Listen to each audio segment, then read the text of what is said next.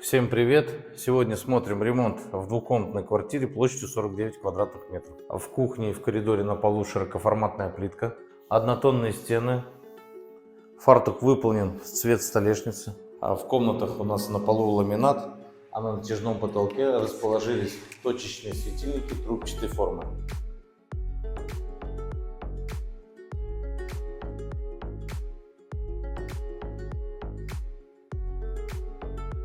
В ванной комнате подвесной унитаз и установили вот такую оригинальную перегородку вместо шторки во избежание попадания влаги на пол.